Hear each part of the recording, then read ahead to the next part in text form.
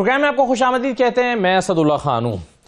تمام سیاسی جماعتیں اپنی کیمپین کو حتمی شکل دے رہی ہیں. آخری مرحلے میں کیمپین داخل ہو گئی ہے.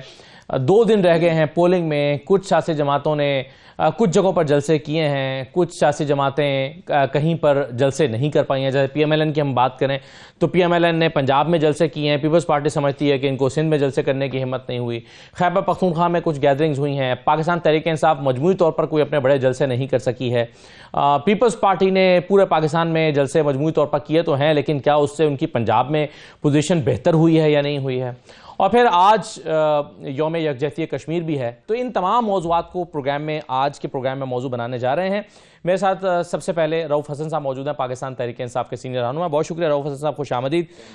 2 دن رہ گئے رؤف صاحب پولنگ میں.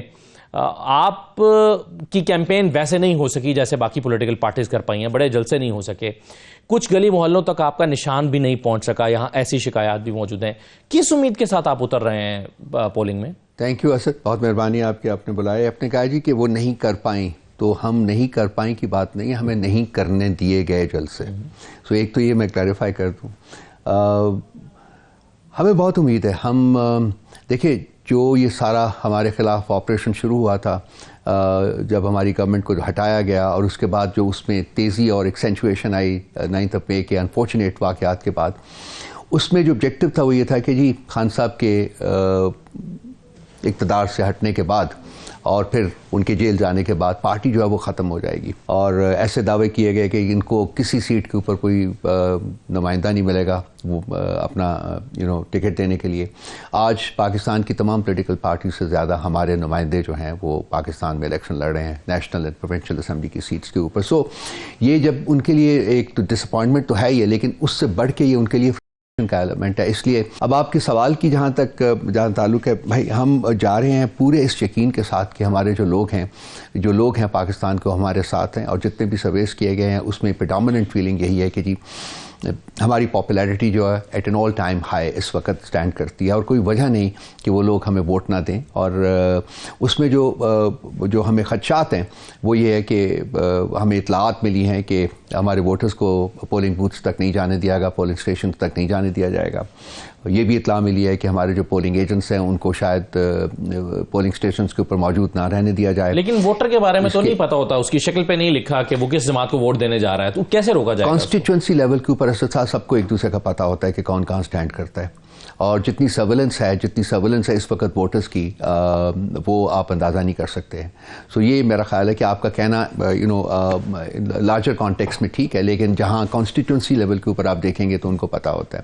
سو یہ وہ خدشات ہیں جس کی وجہ سے ہم فیل کرتے ہیں کہ اس کے علاوہ پھر ہمیں پتہ ہے کہ پہلے سے الیکشن کے ریزلٹس تو شاید جیسے آپ اگر یہ سوچ رہے ہیں تو پھر ایک عام آدمی کیا سوچ رہا ہوگا؟ اگر آپ یہ سوچ رہے ہیں کہ کوئی فرق نہیں پڑتا, نتیجہ تو وہی آنا ہے جو آنا ہے, عام آدمی بھی یہی سوچے گا تو ووٹ دینے تو آئے گا نہیں. یہ نہیں کہا کہ جی فرق نہیں پڑتا, فرق پڑے گا. اب ڈیپینڈ کرتا ہے کہ جی ہمارے لوگ جو کہ ہمارا پچھلے 10-15 دن سے ہمارا میسج آ رہا ہے, میرا بھی اور باقی تمام لیڈران کا پارٹی میں یہ میسج آ رہا ہے کہ ہم اپنے ووٹرز کو یہ کہہ رہے ہیں کہ 8 فروری کو آپ نے جا کے ووٹ اپنا دینا ہے.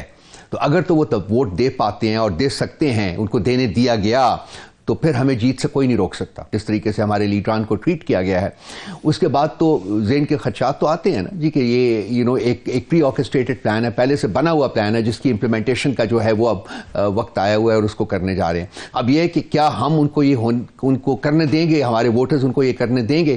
دیٹ از ویئر میرا پورا یقین ہے اپنے ووٹرز میں کہ وہ نہیں کرنے دیں گے. میرا پورا یقین ہے اپنے نامنیز میں جو ہمارے پلیٹ فارم سے الیکشن لڑ رہے ہیں کہ وہ پوری جان لڑائیں گے. ابھی تک رؤف صاحب آپ کی ساری توقعات غلط ثابت ہو گئیں. آپ کی توقع تھی کہ پارٹی کا نشان آپ کو ملے گا, آپ کی توقع یہ تھی کہ آپ اپنے امیدواروں کو کے لیے کیمپین کر پائیں گے اور اتنی بڑی طاقت عوام بن کے نکلیں گے. ابھی تک تو یہ سب کچھ نہیں ہو سکا. پھر آخری امید جو آپ کی بچی ہے کہ اب لوگ نکل کے ووٹ ڈالیں گے اور نتیجہ اس کے مطابق نکلے گا.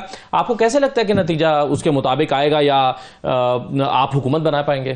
دیکھیے آپ کا یہ کہنا میں آئی بیگ ٹو ڈس ایگری کہ جی ہمیں یقین تھا کہ ہمیں نشان مل جائے گا اپنا، ہمیں یقین تھا کہ ہمیں نشان نہیں ملے گا، اور ہم بارہا اس کا میں خود بھی اظہار کر چکا ہوں، اپنے کئی پروگرامز میں، اپنی کئی رائٹنگز میں نے اظہار کیا ہوا ہے، اور ہم اب یہ جو انٹرا پارٹی الیکشنز کروانے جا رہے ہیں اس کے بعد بھی ہمیں یقین نہیں ہے کہ ہمیں ہمارا نشان واپس ملے گا، بیکاز بیسیکلی جو ایجنڈا ہے ریاست کا اس وقت وہ صرف خان صاحب کو قید کرنا نہیں تھا، وہ پارٹی کو ختم کرنا ہے، اور وہ ایجنڈا کا جو آئٹم ہے ابھی رہتا ہے۔ خان صاحب کو انہوں نے قید میں تو ڈال لیا لیکن ختم انشاءاللہ تعالی وہ نہیں کر پائیں گے، اور پارٹی کو ختم کرنے کا ایجنڈا جو ہے ابھی ہے، کل سے 9 مئی کا جو ہے وہ پارٹی بھی بین ہونے جا رہی ہے۔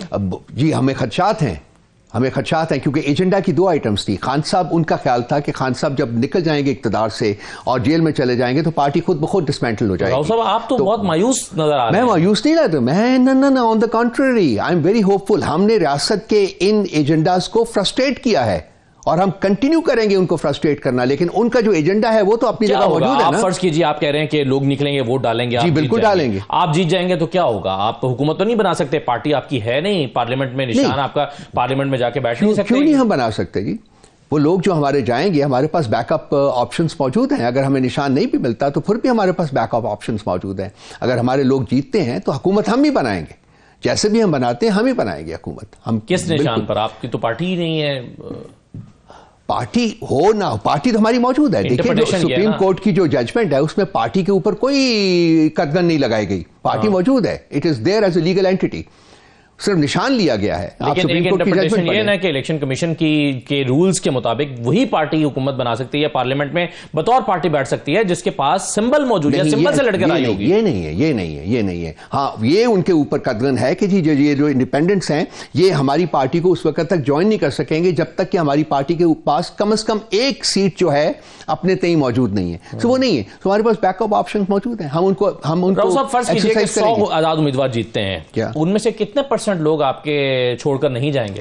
ہمیں یقین ہے کوئی بھی نہیں جائے گا۔ منڈیاں لگیں گی، ہمیں پتہ ہے منڈیاں لگیں گی، منڈیاں لگانے کے زرداری صاحب اور شریف صاحب یہ بڑے ماہر ہیں۔ کیوں نہیں جائیں گے وہ؟ اور سندھ ہاؤس میں آپ کو یاد ہے جب منڈی لگائی گئی تھی ہمارے صاحب، جب انہیں معلوم ہوگا کہ 100 سیٹیں ہیں کیونکہ اور ہم حکومت نہیں بنا پا رہے، اور باقی جو حکومت بنا رہا ہے وہ اب مجھے وزارت بھی آفر کر رہا ہے، میرے علاقے کے لیے اسکیمات بھی آفر کر رہا ہے، کیوں نہیں جائے گا؟ نمبر 1 100 چیزیں ہمارے پاس آتی ہیں، ان سے زیادہ آئیں گی انشاءاللہ تعالیٰ تو ہم حکومت بنائیں گے۔ پہلے میں آپ کو کریکٹ کر دوں، وہ آپ دیکھیں گے کہ ہم حکومت بنائیں گے۔ دوسری بات، پارٹی ہیز انڈرگون اے ٹرانسفارمیشن، یہ ایک بڑا امپورٹنٹ فیکٹر ہے جو شاید لوگوں کو سمجھ نہیں آتی۔ جتنے بھی سو کالڈ الیکٹیبلز تھے جو 2011 کے بعد پارٹی میں جوائن کیے تھے وہ اب چلے گئے ہیں، the rats have jumped off the ship now۔ اب ہمارے پاس جو ہماری اس وقت جو لوگ ہیں ہمارے ساتھ پارٹی میں، and bulk of them are our nominees, جو ہمارے نامنیز بھی ہیں وہ اسی کلاس سے، یہ پارٹی کے آئیڈیولوجیکل ورکرز ہیں، یہ خان صاحب کی ویژن اور خان صاحب کی آئیڈیولوجی کے ساتھ کھڑے ہیں۔ یہ وہ نہیں ہے جو الیکٹیبلز جو ہر الیکشن سے پہلے نیا گھونسلہ بناتے ہیں کہ جی اب یہ پارٹی چونکہ جیت رہی ہے اس لیے ہم اس کے ساتھ مل کے گھونسلہ بنا لیں اور پھر ہم اقتدار میں آ جائیں اور اقتدار کے مزے لوٹیں۔ یہ لوگ آئیڈیولوجیکلی کمیٹڈ ہیں پی ٹی آئی کے ساتھ۔ آپ ملیے، آپ آئیں میرے پاس، کل آئیں، پرسوں آئیں، میں آپ کو ملواؤں گا ان سے۔ رانا ثناء اللہ صاحب نے ایک الزام لگایا، انہوں نے کہا کہ زرداری صاحب جو ہیں پیپلز پارٹی وہ آزاد امیدواروں کو فنڈ کر رہی ہے تاکہ وہ جیتیں اور جیت کر ان کی پارٹی میں شامل ہو جائیں۔ ایسے لوگ آپ کی نظر میں ہیں کہ آپ رانا ثناء اللہ کا دعویٰ درست سمجھتے ہیں؟ رانا صاحب نے آج تک کبھی کوئی سچ بولا ہے تو آپ مجھے بتا دیجیے۔ آپ کے پارٹی کے لوگوں سے پیپلز پارٹی رابطے میں نہیں ہے؟ آپ وہ علیحدہ بات ہے، لیکن رانا ثناء اللہ جیسے شخص نے کبھی آج تک سچ بولا ہے زندگی میں؟ ہو سکتا ہے پہلا بولا ہو۔ یہ پہلا بھی نہیں بولا، وہ شخص اس قابل ہی نہیں کہ سچ بول سکے۔ تو صرف ان کا ماضی کا ٹریک ریکارڈ دیکھتے ہوئے آپ اس خبر پہ یقین نہیں کرنا چاہیں گے یا تحقیق کرنا چاہیں گے؟ وہی ہے، کچھ لوگ بنے ہی کچھ کام کرنے کے لیے، ایسے کام کرنے کے لیے ہوتے ہیں، وہ ایول ہوتے ہیں، وہ بھی وہ اس قسم کا ایک شخص ہے۔ ان کے کہنے کے اوپر تو میں نہیں جاؤں گا، لیکن میں نے پہلے عرض کیا منڈیاں تو لگیں گی، انڈیوسمنٹس تو دی جائیں گی، اور اس کے ساتھ ساتھ ریاست کا جبر بھی اوپر ہوور کرے گا کہ اگر آپ نے پیسہ نہیں پکڑا تو ہم آپ کو ایسی کر، ہمارے ساتھ تو ہو چکا ہوا ہے، آپ کے لوگوں کا ہمارے لوگوں کے ساتھ دیکھیے کیا حشر ہوا ہے ان کا۔ مجھے یقین ہے اس کے باوجود ہمارا بندہ ہمیں چھوڑ کے نہیں جائے گا۔ منڈی میں کوئی خرید و فروخت نہیں ہوگی، منڈی لگے گی لیکن کوشش ہوتی رہے گی، بڑی منڈیاں لگیں گی۔ کوئی سندھ ہاؤس اس وقت ایگزسٹ کرتا ہے؟ پنجاب ہاؤس بھی لگے گا، سندھ ہاؤس بھی لگے گا، شاید کے پی ہاؤس بھی لگا لیں یہ لوگ۔ یہی کانفیڈنس تھا ویسا روف صاحب، میں دیکھتا تھا اس زمانے میں جب آپ کو یقین تھا کہ سندھ ہاؤس میں کوئی نہیں بکے گا، لیکن 20-25 لوگ بک گئے تھے۔ نہیں، ہمیں اس وقت پتا تھا کون جا رہا ہے۔ اور پتا تھا، جس دن تحریک ہمیں عدم پتا تھا کیا ہو رہا ہے. جس دن تحریک عدم اعتماد کامیاب ہوئی اس دن میں پرائم منسٹر ہاؤس میں پرائم منسٹر کے ساتھ بیٹھا تھا اور پرائم منسٹر کہہ رہے تھے کہ آپ دیکھ لیجئے گا، لکھ لیں کہ یہ تحریک عدم اعتماد ناکام ہونے جا رہی ہے. تو یہ وہی اعتماد تو نہیں ہے کہیں نہ اس وقت بیس کے بغیر تھا یہ اعتماد، نہ آج ہے. آج ہماری جو کانفیڈنس لیول ہے وہ بہت زیادہ ہے، بہت فرم ہے، اس لیے کہ جو لوگ ہیں اب ہمیں ریپرزینٹ کرنے جا رہے وہ الیکٹیبلز نہیں ہیں، وہ اڑنے والے پنچھی نہیں ہیں، وہ لوگ ہیں جو کہ میں نے پہلے عرض کیا کہ آئیڈیالوجی اور ویژن کے ساتھ. کئی نام میں آپ کو ایسے بتا سکتا ہوں کہ جنہوں نے 4 پارٹیاں بدلی ہوئی ہیں، اب تحریک انصاف کے وہ آزاد امیدوار ہیں اور محض اس لیے تحریک انصاف کے ساتھ کھڑے ہوئے ہیں کیونکہ ان کو پتہ ہے کہ اس وقت پاپولر ووٹ تحریک انصاف کا ہے اور ووٹ تو انہی کے ووٹ سے جیت سکتے ہیں. وہ اس لیے ہو سکتا ہے اسی لیے کھڑے ہوں اور اس کے بعد چینج کر لیں. میں اسد صاحب آپ کی بات سے ڈس ایگری، ڈیو ریسپیکٹ میں آپ کے ساتھ ڈس ایگری کرتا ہوں. آپ دیکھیں گے آپ بھی یہی ہیں، میں بھی یہی ہوں.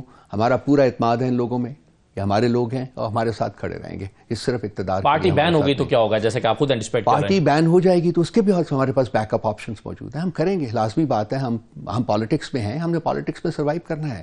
ریاست اپنا تشدد جو ہے وہ جاری رکھے گی، ہم پرسیویئر کریں گے، ہم لاسٹ کریں گے، ہم will go through this difficult time. جتنی دیر بھی چلتا ہے چلیں. انہوں نے تو بہت کچھ کیا ہے. مجھے بتائیے پاکستان کی 76 سالہ تاریخ میں کب کیا کسی پولیٹیکل پارٹی کو اس قسم کا تشدد، اس قسم کا جبر، اس قسم کی پستائیت کا سامنا کرنا پڑا ہے؟ کسی اور پارٹی نے 9 مئی بھی تو نہیں کیا تھا نا. ہم نے نہیں کیا. ہم تو پہلے دن سے ڈیمانڈ کر رہے ہیں کہ انڈیپینڈنٹ جوڈیشل انکوائری کروائیں. کیوں ریاست انڈیپینڈنٹ جوڈیشل انکوائری نہیں کرا رہی؟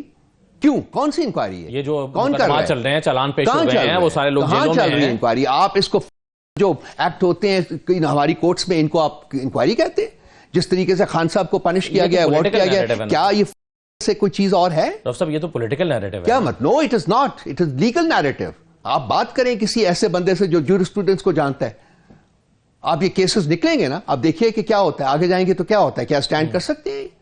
کس بیسس کے اوپر یہ ساری، جس آپ نے دیکھا نہیں، آپ جاتے نہیں رہے کورٹ میں کہ کس طریقے سے کنڈکٹ کیا گیا. 8 بجے صبح کر کے رات کو 12 بجے تک کیس ہونے جا رہے ہیں. اگر آپ جیت گئے تو آپ ریاست کے ساتھ ایک اور محاذرہ شروع کر دیں گے. ہم بالکل ریاست کے ساتھ نہ ہماری محاذرائی تھی، نہ ہے، نہ ہوگی.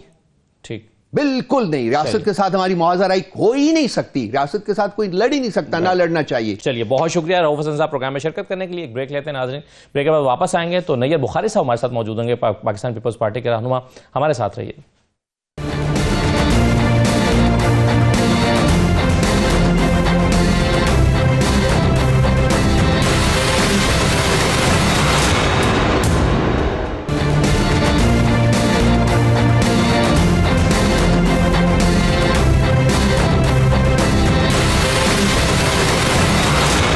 بریک کے بعد دوبارہ خوش آمدید کہتے ہیں پیپلز پارٹی کے سینئر رہنما نیئر بخاری صاحب ہمارے ساتھ موجود ہیں. بخاری صاحب بہت شکریہ پروگرام میں آپ کو خوش آمدید کہتے ہیں.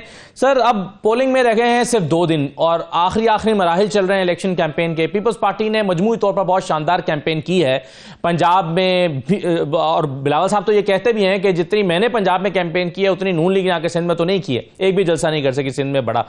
میرا اب سوال یہ ہے کہ فائنلی اب آپ کس نتیجے پر پہنچ رہے ہیں کہ 8 تاریخ کو it's Peoples Party versus P M L N اور it's Peoples Party versus P T I? In fact P T I is a political party تو فیلڈ میں نہیں ہے، اس کے تو انڈیپینڈنٹس کنٹیسٹ کر رہے ہیں جی. اور چیئرمین نے بھی کہا کہ اب مقابلہ شیر اور تیر کا ہے اور انشاءاللہ تیر کامیاب ہوگا. اور یہ بات چیئرمین بھی سمجھانا چاہتے ہیں کہ جو لوگ منتخب ہو کے آئے پی ٹی آئی کے، وہ الٹیمیٹلی ان کو چھوڑ کے چلے گئے ہیں. جو نئے آزاد لڑ رہے ہیں ان پہ تو قانونی پابندی بھی نہیں ہے. ان پہ اعتماد کیسے کیا جا سکتا ہے کہ یہ ان کے ساتھ منسلک رہیں گے؟ اس لیے چیئرمین بلاول نے بھی کہا اور ہم بھی کہہ رہے ہیں کہ پی ٹی آئی کا جو ووٹر ہے کہ اگر آپ چاہتے ہیں کہ نون لیگ کا راستہ روکا جائے، وہ 4تھی مرتبہ وزیر اعظم نہ بنے، تو پھر آپ اپنا ووٹ آزاد کو دے کے خراب نہ کریں، آپ سیاسی جماعت کو ووٹ دیں. اور ہم سمجھتے ہیں کہ سیاسی جماعت جو ہے وہ پاکستان پیپلز پارٹی ہے جو نون کا راستہ روک سکتی ہے. لیکن بخاری صاحب کیا سمجھتے ہیں کہ چونکہ چلیے میں نے پی ٹی کا نام اسی لیے لیا تھا کہ وہ بطور پولیٹیکل پارٹی ایگزسٹ تو کرتے ہیں، اگرچہ ان کے آزاد امیدوار اترے ہوئے ہیں میدان میں، اور وہ آزاد امیدوار بھی عدالت کے پاس گئے ہوئے ہیں اس تشریح کے لیے کہ جی ہمیں آزاد نہ کہا جائے، ہمارا صرف نشان لیا گیا، ہم ہیں ایک پارٹی ہی کے ممبر. لیکن فرض کیجئے جیت جاتے ہیں اور عدالت سے یہ رجوع کرتے ہیں اور کوئی ایسا راستہ نکل آتا ہے کہ یہ پارٹی کے ممبر کے طور پر ہی پارلیمنٹ میں بیٹھ سکتے ہیں، تو پھر تو جو بلاول صاحب کا ابھی فلسفہ ہے سیاسی طور پر یا جس طرح سے وہ فورسی کر رہے ہیں وہ تو غلط ثابت ہو جائے گا، کیونکہ پی ٹی آئی کے پاس بھی یہ آپشن تو موجود ہے کہ وہ سپریم کورٹ میں جا کر اپنے حق میں فیصلہ لے سکیں. دیکھیں آپ یہ سوال آپ کا ہائپوتھیٹیکل کوسچن ہے. آپ کہتے ہیں فرض کر لیں، فرض کی بات نہیں کرتے، جو گراؤنڈ ریئلٹی آج ہے نا آج اس کی بات کر لیتے ہیں. اس کی بات تو بڑی واضح ہے کہ وہ پی ٹی آئی کے پاس بطور سیاسی جماعت کوئی ایم این اے نہیں ہوگا، کیونکہ بطور سیاسی جماعت وہ نیشنل اسمبلی یا پروونشل اسمبلی میں الیکشن کنٹیسٹ نہیں کر رہی. جب وہ کنٹیسٹ نہیں کر رہی تو ان کی وہاں پہ ایگزسٹنس کیسے ہوگی نیشنل اسمبلی میں پروونشل اسمبلی میں؟ ایگزسٹنس تب ہوتی ہے کسی پارلیمانی پارٹی کی کہ جب اس کے انتخابی نشان پہ بندے منتخب ہو کے آئیں اور وہاں پہ وہ پی ٹی آئی کو ریپرزینٹ کریں. یہ تو آزاد ہے لیگلی کانسٹیٹیوشنلی، تو یہ آیا پی ٹی آئی کو ریپرزینٹ کریں گے، جب وہ سٹیج آئے گی تو اس وقت ہم ایگزامن کریں گے. صحیح ہے، لیکن بخاری صاحب اگر میں فرض کر رہا ہوں کہ یہ منظر پی ٹی آئی کے حق میں ایک سچویشن بن سکتی ہے عدالت میں جا کر، تو آپ بھی تو فرض ہی کر رہے ہیں نا کہ یہ لوگ جیت کے پی ٹی آئی کا ساتھ چھوڑ دیں گے. آپ کہہ رہے ہیں کہ جو پہلے والے چھوڑ گئے چلے گئے جو اب ہیں یہ کیسے ساتھ دے سکتے ہیں، تو آپ بھی تو یہ فرض ہی کر رہے ہیں کہ یہ پی ٹی آئی کے ساتھ کھڑے نہیں رہیں گے اور اپنی آزاد حیثیت برقرار نہیں رکھیں گے. ہو سکتا ہے وہ آزاد حیثیت میں ہی پارلیمنٹ میں بیٹھیں.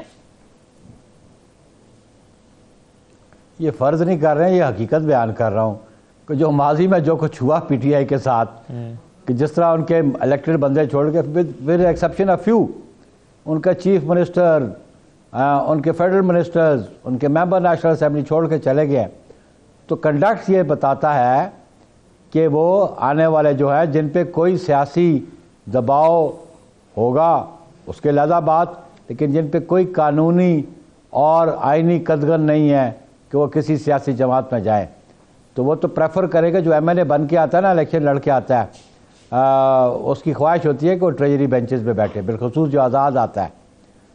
تو آزاد والا تو پھر ٹریجری بینچز میں بیٹھنے کی کوشش کرے گا، تو آبویسلی جو جماعت حکومت بنائے گی اسی کے ساتھ آئے گا. صحیح. بخاری صاحب اس بات میں تو پیپلز پارٹی کو، بلاول صاحب کو کوئی بھام نہیں ہے نا کہ نون لیگ اگر چوتھی مرتبہ بھی اپنا وزیر اعظم لے کر آئے گی تو ملک کو بحرانوں سے نہیں نکال سکتی، کیونکہ پہلے 3 مرتبہ نہیں نکال سکے، اب بھی نہیں نکال سکتے. اس میں تو کوئی بھام نہیں ہے نا کہ نواز شریف صاحب یا پیپلز یا نون لیگ کا کوئی بھی وزیر اعظم مسائل حل نہیں کر سکتا. آبویسلی یہ دیکھیں نا جی، ان کو ایک اپرچونٹی ملی 16 ماہ کی، اس میں آپ پرفارم کر کے دکھاتے. ان کی پرفارمنس زیرو ہے اور اس کے لیے کچھ ٹو سم ایکسٹینٹ ہمیں بھی وہ خمیازہ بھگتنا پڑ رہا ہے. لیکن ہم نے جو منسٹری ہمارے پاس تھی ہم نے اسٹیبلش کیا. اور پھر آپ یہ دیکھیں کہ کیبنٹ میں ڈیسیژنز میجورٹی سے ہوتے ہیں. ہمارا پوائنٹ آف ویو، ہم نے جب بھی ان سے ڈفر کیا میجورٹی ان کے ساتھ تھی، تو ultimately we had to accept that decision of the cabinet. Bukhari صاحب آپ نے فرمایا کہ نون لیگ کی ناقص کارکردگی کا بوجھ ہمیں بھی اٹھانا پڑ رہا ہے، لیکن آپ نے کہا کہ جو وزارتیں ہمارے پاس تھیں اس میں ہم نے پرفارم کیا. لیکن یہ ایک تخفیف غربت کی یعنی پاورٹی ایلیویشن کی وزارت پیپلز پارٹی کے پاس تھی، شاہجہاں مری صاحبہ کے پاس، اور آٹے کا تھیلا 20 کلو کا تھیلا 1092 روپے سے بڑھ کر 2659 روپے کا ہو گیا. آپ سمجھتے ہیں کہ جو وزارتیں آپ کے پاس تھیں اس میں یعنی غربت کا خاتمہ ہونے کے بجائے بڑھ گیا، تو اس میں بھی نون لیگ اثر انداز ہوئی ہے، پیپلز پارٹی کا کوئی کردار نہیں ہے؟ میرا خیال ہے آپ ڈیفرینشیٹ نہیں کر سکے. منسٹری آف انڈسٹری جو تھی وہ ہمارے پاس نہیں تھی. پاورٹی ایلیویشن کا کنسیپٹ اور ہے، ٹو فیسیلیٹیٹ جو پاورٹی لائن سے نیچے ہیں ان کو بی ایس پی فنڈ فراہم کرنا، ان کو کوئی مالی سہولت فراہم کرنا. یہ پاورٹی فنڈ جو ہمارے پاس تھا وہ پاورٹی ایلیویشن کے لیے استعمال ہوتا رہا. آٹا سستا کرنا، کموڈیٹیز منگانا، یہ کامرس منسٹری کا کام، ان کا کام تھا، انڈسٹریز کا کام تھا، ایگریکلچر منسٹری کا کام تھا کہ تاکہ ایگریکلچر جو پروڈیوس ہے اس کو بڑھایا جا سکے. ان پٹ جو ہے اس میں کمی کی جا سکے، تو وہ تو ہمارے پاس تھی نہیں. آپ میرا خیال ہے it is a misconception in your mind poverty alleviation کے بارے میں. ہاں چلیے ٹھیک ہے. تو سر اس کا مطلب یہ ہوا کہ جو پیپلز پارٹی ہے وہ اپنا کوئی رول کسی اور سیاسی جماعت جو اگر وہ وزیر اعظم بنا کے بیٹھی ہے تو اس میں رول اپنا پلے نہیں کر سکتی تھی اور وہ نہیں کر سکی. تو سر اس کا مطلب تو پھر میں یہ سمجھتا ہوں کہ اگر ایسی سچویشن نمبر ٹیبل کی پر بنتی ہے بورڈ کے اوپر کہ جہاں پر نون لیگ اپنی حکومت بنانے میں جو ہے وہ کے قریب ہے اور اس کو پیپلز پارٹی کی ضرورت پڑ گئی تو پیپلز پارٹی ان کا ساتھ نہیں دے گی، کہیں گی جناب آپ بنائیں نہ بنائیں ہم آپ کے ساتھ مل کے حکومت ہی بنائیں گے کیونکہ ہم تو پرفارم ہی نہیں کر سکتے آپ کے ساتھ مل کر. قطر میرے چیئرمین نے کیٹیگوریکلی کہا ہے کہ دیر از نو چانس کہ ہم ان کے ساتھ کولیشن میں بیٹھے. آبویسلی چانس تو یہ ہے کہ ہم پیپلز پارٹی لیڈ ٹیم ہوگی کولیشن گورنمنٹ کی جہاں پہ پرائم منسٹر پیپلز پارٹی کا ہوگا اور وہاں دیگر جماعتوں سے ہم رجوع کریں گے. صحیح ہے. بخاری صاحب اب چونکہ 2 دن رہ گئے ہیں، ہوم ورک سب نے مکمل کر لیا ہے، کتنی سیٹیں پیپلز پارٹی حاصل کر پا رہی ہے؟ 100+. سر میں پھر آپ سے نہایت ادب کے ساتھ سوال کروں گا کہ پنجاب سے کتنی سیٹیں آئیں گی؟ کیونکہ اگر آپ سندھ سے سیٹیں 50 بھی لے لیتے ہیں تو آپ کو مزید 50 سیٹیں چاہیے 100+ کرنے کے لیے. یہ اس لیے ہے نا کہ ہمیں سندھ سے اس دفعہ ہمیں سیٹیں زیادہ ہوں گی، ہماری بلوچستان سے سیٹیں ہمیں ملیں گی اور ہمیں KPK سے سیٹیں ملیں گی اور ہمارا ایسٹیمیٹ ہے ان بٹوین 35 to 45 سیٹس ہم پنجاب سے نکال لیں گے. سر جنوبی پنجاب سے آپ ٹارگٹ کر رہے ہوں گے زیادہ تر سیٹوں کو یا انٹیریئر پنجاب سے بھی کر رہے ہیں؟ آپ کے خیال میں یہ الیکشن پیپلز پارٹی کا جو لاہور میں ہو رہا ہے اور گجرات میں ہو رہا ہے، جو انٹیریئر پنجاب ہے، کتنا آپ ایکسپیکٹ کر رہے ہیں عوام سے کہ آپ پیپلز پارٹی کی طرف لوگ آئیں گے؟ آبویسلی ہم ایکسپیکٹ کر رہے ہیں. وہ PMLN کو ریورس لگ چکا ہے پنجاب میں. آپ اسلام آباد کی سیٹوں کا دیکھ لیں، آپ پنجاب کا دیکھ لیں، اور اس لیے ہم سمجھتے ہیں کہ PML جو ہے نا وہ گھبراہٹ کے عالم ہے لاہور میں بھی، اور جس گھبراہٹ کے عالم میں انہوں نے پاکستان پیپلز پارٹی کے آفس پہ حملہ بھی کیا ہے. یہ گھبراہٹ کی نشانی ہے. سر وہ یہ کہہ رہے ہیں کہ آپ پیسے بانٹ رہے ہیں لوگوں میں لاہور میں. عطا تارڑ صاحب نے الزام لگایا ہے ووٹ خرید رہے ہیں. الزام لگایا نا، اسے کہ ثبوت پیش کرے ECP پہ جا کے. قانون موجود ہے کہ کوئی کرپٹ پریکٹسز میں انوالو نہیں ہوگا. جائے کمپلینٹ لانچ کریں، ایویڈنس دیں، جی اپنے ایویڈنس کو اسٹیبلش کریں وہاں پہ. خالی پریس کانفرنس کرنے سے، الزام لگانے سے، الزام تو اور بھی لوگ ہم پہ لگاتے رہے بڑا عرصہ لیکن کبھی اسٹیبلش نہیں ہوا. ہم پہ الزام لگنے شروع ہوئے 90s سے. آصف علی زرداری پہ الزام لگنے لگے، آج تک کوئی کنوکشن نہیں ہے، سب مقدمات سے بری ہے. محترمہ پہ الزام لگتے رہے، محترمہ بری ہیں. بخاری صاحب ہم اپنی گورنمنٹ کے درمیان تو بھی کبھی بری نہیں ہوئے. جی اچھا بخاری صاحب، جیسے کہ آپ نے کہا کہ بلاول صاحب نے اپنی پوزیشن کلیئر کر دیا کہ ہم نون لیگ کے ساتھ نہیں بیٹھیں گے، ایسے ہی جہانگیر صاحب نے بھی اپنی پوزیشن کلیئر کر دیا کہ وہ نون لیگ کے ساتھ بیٹھیں گے. انہوں نے کہا کہ نواز شریف وزیر اعظم ہوں گے اور ہم ان کے سپورٹ میں جائیں گے. آپ کو بھی تو ضرورت جہانگیر صاحب ہی کی پڑے گی اگر آپ حکومت بنانے کے جاتے ہیں. 100 سیٹس آپ لیتے ہیں آپ کے بقول، تو آپ کو ضرورت پڑے گی استحکام پاکستان پارٹی کی. تو ایسے میں انہوں نے اپنی پوزیشن پہلے واضح کر دی ہے کہ وہ نون لیگ کے ساتھ جائیں گے.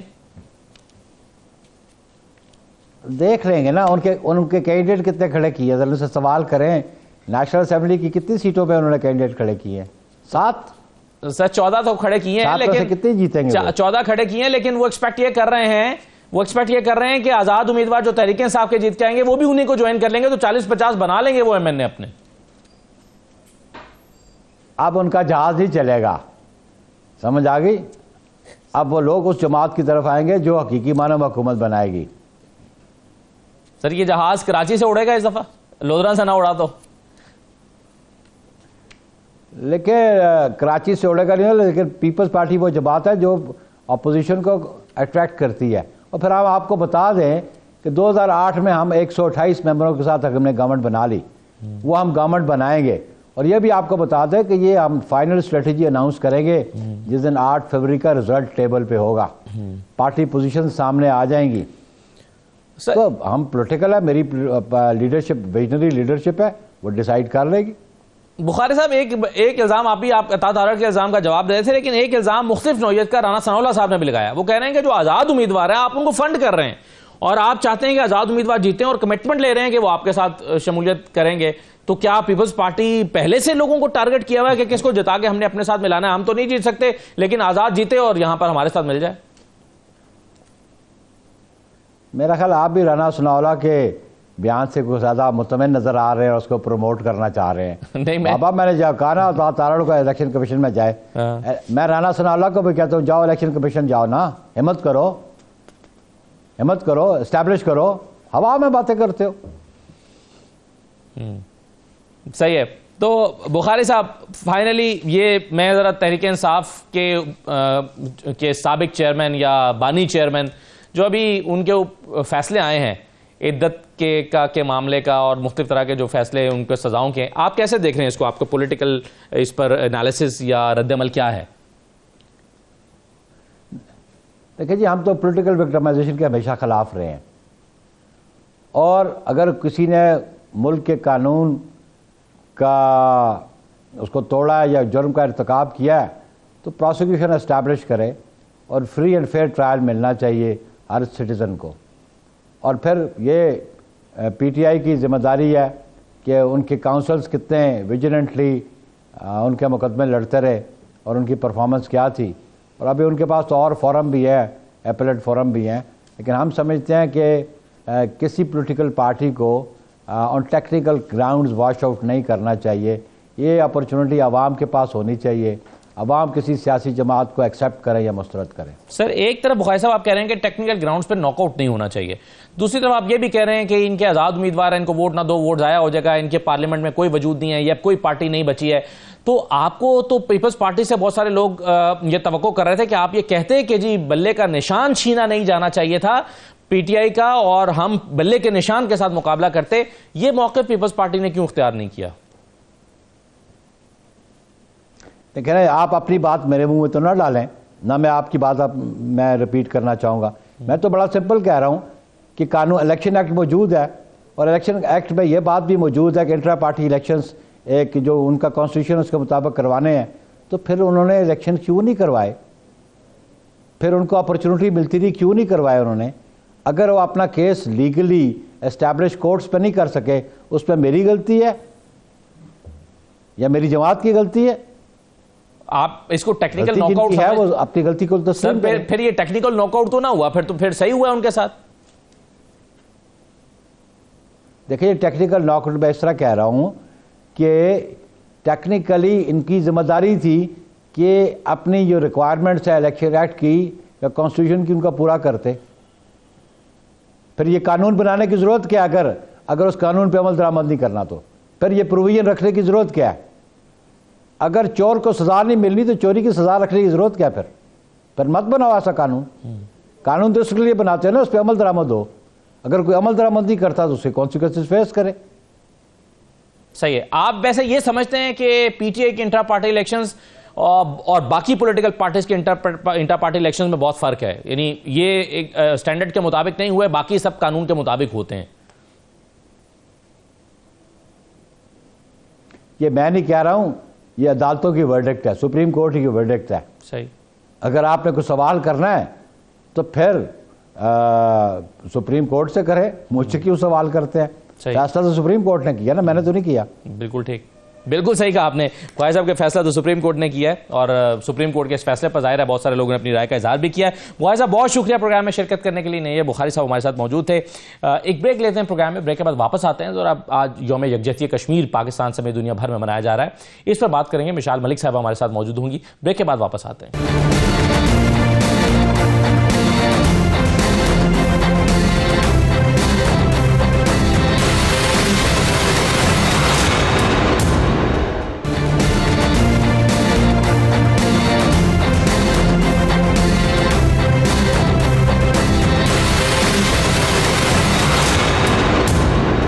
بریک کے بعد آپ کو دوبارہ خوش آمدید کہتے ہیں. آج 5 فروری ہے. ہر سال 5 فروری کو پاکستان سمیت دنیا بھر میں یوم یکجہتی کشمیر کے طور پر منایا جاتا ہے اور تحریک آزادی کشمیر کے ساتھ یکجہتی کا اظہار کیا جاتا ہے. میں 2-3 چیزیں آپ کے سامنے رکھنا چاہتا ہوں اور پھر میں اپنے مہمانوں سے اس پر گفتگو کا آغاز کرتا ہوں.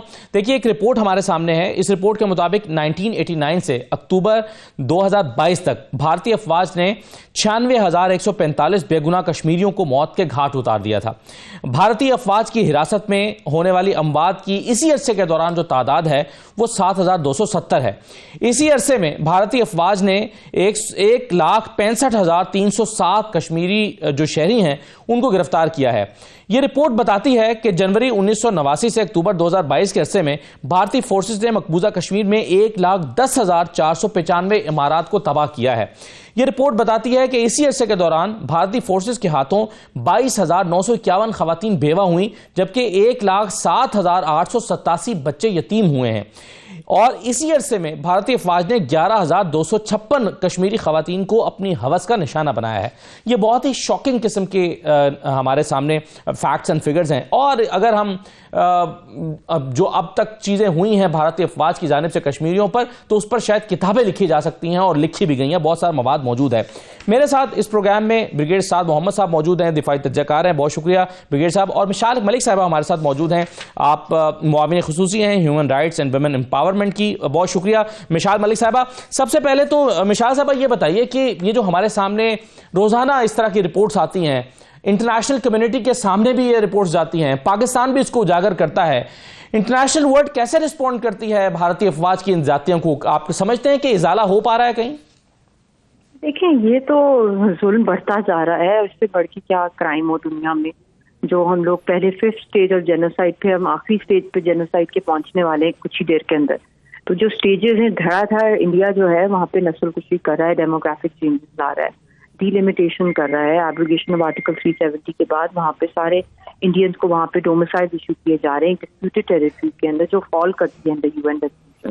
یہ تو فیلئر ہے اس ورلڈ آرڈر کا, جو کرنٹ ورلڈ آرڈر ہے کہ آپ امپلیمنٹ ہی نہیں کرا سکتے. پچھلے 76 ایئرس ہے UN کی قراردادیں حق خود ارادیت کی, نہ کشمیر کی نہ پیلسٹائن کی.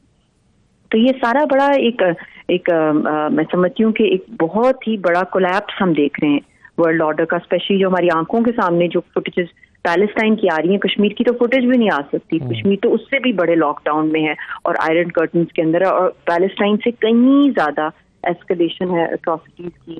اور وہاں پہ کوئی آج تک کوئی انٹرنیشنل آبزرور یا فیکٹ فائنڈنگ مشن کو اجازت نہیں ہے, نہ کوئی وہ وہاں پہ جا کے کمیشن آف انکوائریز کی ہو سکتی ہے.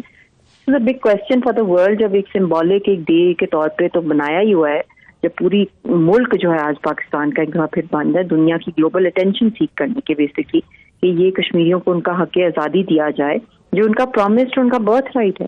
But I don't know, they are just there to condemn, they're there to issue reports, they're there to do seminars, advocacy, but no action is taken on ground to stop these war crimes. And that is where we have seen the failure of international law and failure of international humanitarian law, human rights law international.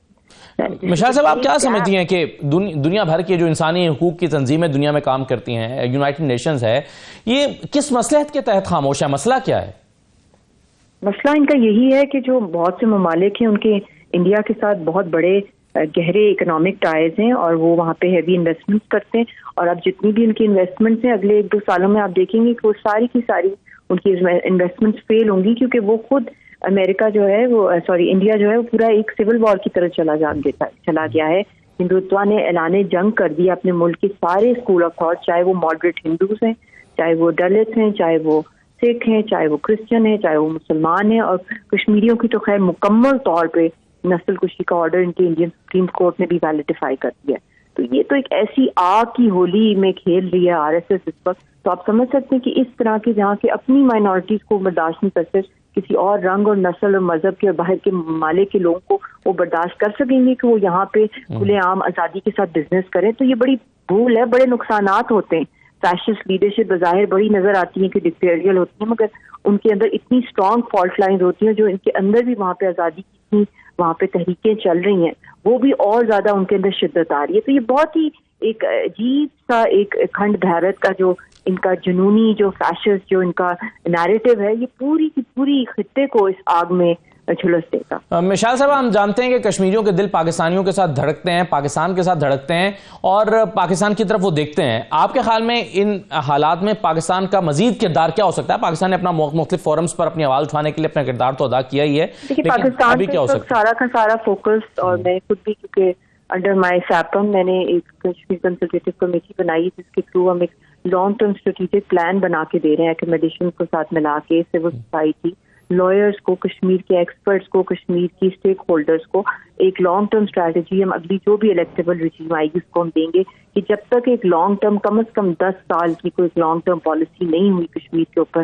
حق خود ارادیت کو اور international law کے مطابق advocate کرنے کی دنیا کے ایوانوں کے اندر، تب تک میں سمجھتی ہوں کہ ہمارا فیلئر ہوگا کہ ہم صرف انسیڈنٹ بیس کے اوپر ہم لوگ کیمپین بیس کریں۔ ہماری کانسٹنٹ کنزیکٹیو اور وار فوٹنگ کی ایک لانگ ٹرم پلاننگ کی فار سائٹڈنیس کی چاہیے جس کے اندر انٹرنیشنل لا کو ہم یوٹیلائز کریں۔ بہت بہت بالکل ٹھیک ہے۔ برگیڈیئر صاحب، کیسے پاکستان کو آگے پروسیڈ کرنا چاہیے؟ کیونکہ یہ فیکٹس اینڈ فگرز، یہ ڈیٹا، یہ جو ظلم و ستم کی داستانیں ہیں، یہ ہر گھر میں کہانی موجود ہے اور ہم ہر سال اس کو مناتے بھی ہیں یکجہتی کے طور پر 5 فروری کو۔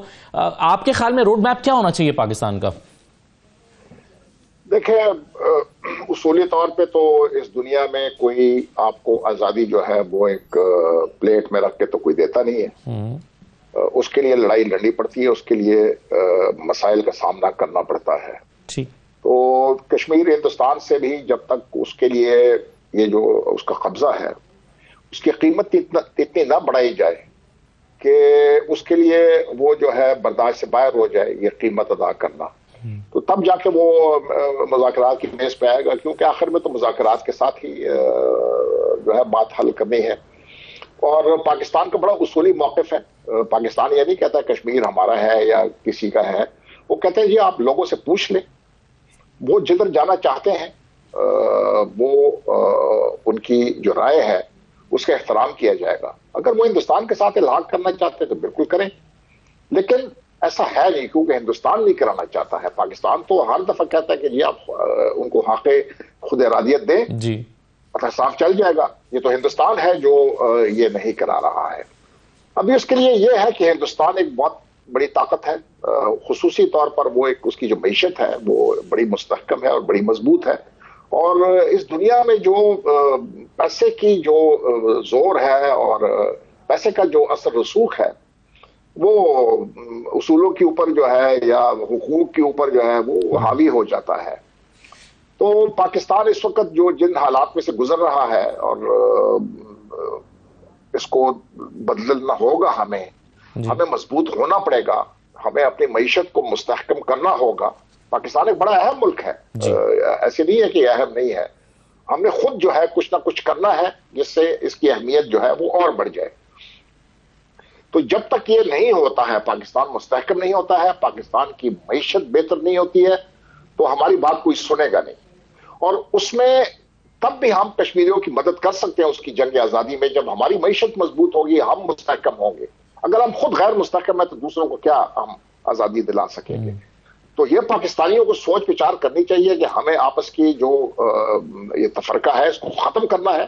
ہمارا ایک مشترک دشمن ہے جو ہمیں چین سے نہیں جینے دیتا ہے، ہر دفعہ ہمارے اوپر حملہ آور ہوتا ہے، ہمارے ملک پہ دہشت گردی پھیلاتا ہے، ایک ایسے علاقے کے اوپر اس کا قبضہ ہے، انلیگل آکوپیشن ہے کشمیر کی، اس کو ہم نے اسے چھڑانا ہے، اپنے اندر جو ہے یہاں پر دہشت گردی جو ہندوستان کرا رہا ہے اس کو ختم کرنا ہے۔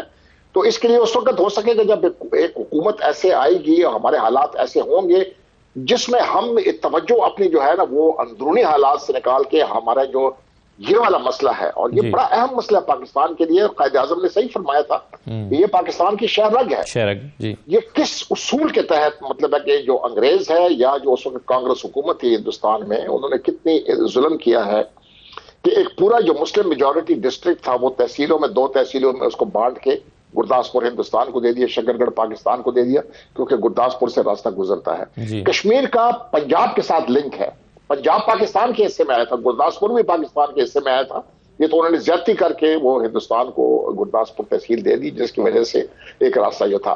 لیکن آپ مذہبی طور پہ دیکھ لیں، آپ ثقافتی طور پہ دیکھ لیں، آپ تجارتی طور پہ دیکھ لیں، کشمیر کا لنک جو تھا وہ پاکستان کے ساتھ تھا. صحیح ہے، بالکل صحیح. تو برگیڈیئر صاحب جی برگیڈیئر صاحب اب یہ فرما دیجئے کہ یہ جو ڈیموگرافک چینجز کے ذریعے جو قانون سازی بھارت نے کی تھی، اب وہاں پر لوگوں کے ڈومیسائل بن رہے ہیں، یہ جو حریت آزادی یا یہ جو کشمیر کے لیے جو وہاں پر حریت پسند اپنی جانوں کا نذرانہ بھی جنہوں نے پیش کیا ہے اور اپنی جدوجہد بھی کر رہے ہیں، اس پر اس سے کیا فرق پڑے گا مثبت یا منفی طور پہ؟ دیکھیں یہ ان کا تو ابھی فی الحال کوئی اتنا کامیاب نہیں ہوا ہے، اور اس کی داد کشمیریوں کو دینی چاہیے کہ جو انہوں نے ابھی تک ایسے حالات نہیں پیدا کیے ہیں کہ جس میں ایک غیر معمولی جو ہے داخلہ ہو غیر کشمیریوں کا ریاست میں.